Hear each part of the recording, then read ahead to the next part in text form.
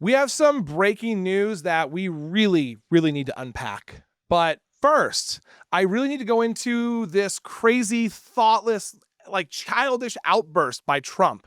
And let me tell you exactly what happened. All right. So I'm getting ahead of myself. Trump just threatened war with Nigeria and said he ordered the Pentagon to prepare for action. This is where he did it, guys. In a post on his social media, he just issued one of the most aggressive threats of his entire presidency. Okay. And I mean both of them.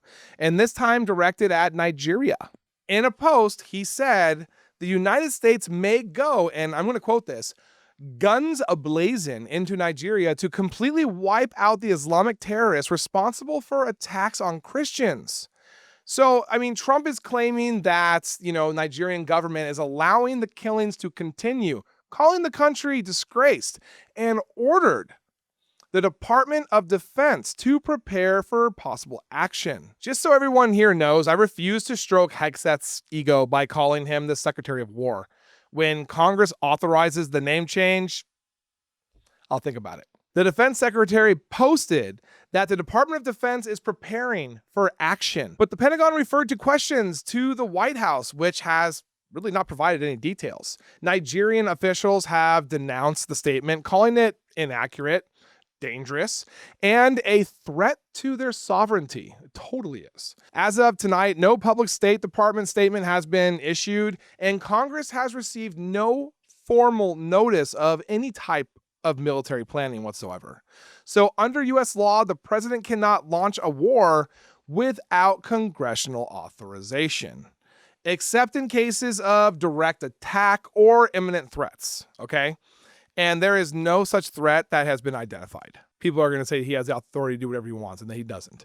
This warning comes amid rising regional tensions in West Africa. But Nigeria, Africa's most populous nation and the top oil producer, interesting, remains a key U.S. partner on the continent, okay? So tonight, world leaders are calling for calm, and the Pentagon's urging the public to wait for verified information before assuming any military action is underway. So as of now, there's no evidence that the U.S. is preparing for war, only that the president has threatened one.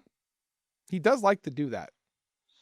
And here's where we need to stop and take a breath, which I know we need to do a lot with the way the world is today. Because what we're seeing right now is more than just another social media outburst. It's a sitting president using his phone to threaten war with a Democratic ally. Yeah, they're allies, guys. Nigeria is not an enemy state. It's a strategic partner. It's the largest population in Africa, a country that has stood with the United States for decades in the fight against extremism. But tonight, that alliance is being undermined by one man's words.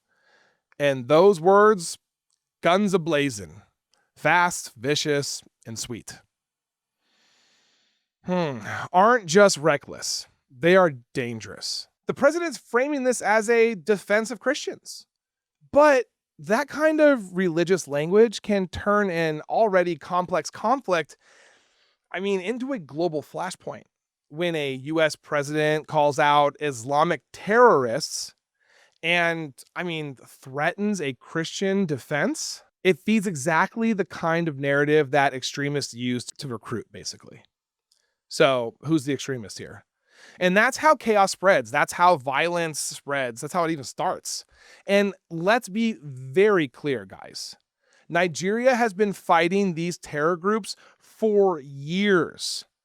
Boko Haram, ISIS in West Africa, they've targeted Christians, Muslims, and civilians alike. But the idea that the Nigerian government is allowing it, there's literally no evidence of that whatsoever. But again, they have oil. We love oil here. If this were a real war order, there would be chain of command notices, national security briefings, and congressional, consultations. Okay. None of that has happened. None of that is happening as of now. Yet the president's words alone are basically enough to shake the global markets, threaten an alliance, and raise the specter of a religious war. So, under the War Powers Resolution, a president can't launch an offensive like this. It's important for everybody to know. He cannot do it without Congress unless there's an imminent threat, okay? And Nigeria has not attacked the United States, and I don't think they plan on attacking the United States. So if this were ever like turned into action, it would basically violate both US law and international law. And here's what else stands out. He called it the Department of War. That isn't a throwback. It's a window into how he sees America's role in the world, not as a defender of democracy, but as an enforcer. This is what happens when foreign policy is made on impulse, when diplomacy is replaced with rage posts, when global stability hinges on a social media app. Oh my God. So tonight, let's call this what it actually is: a reckless, unauthorized threat of war against a democratic nation and critical ally. And if we're going to stand for the rule of law, if we're going to stand for responsible leadership, then Americans and Congress need to speak up now, because before words like these turn into something we can't take back. Thank you so much, guys. You guys are all amazing. I love you. I'm so glad that I'm here with you. My name is Jared Zisser. This is Ring of Fire. Stay informed, stay true. Remember, that is how freedom lasts.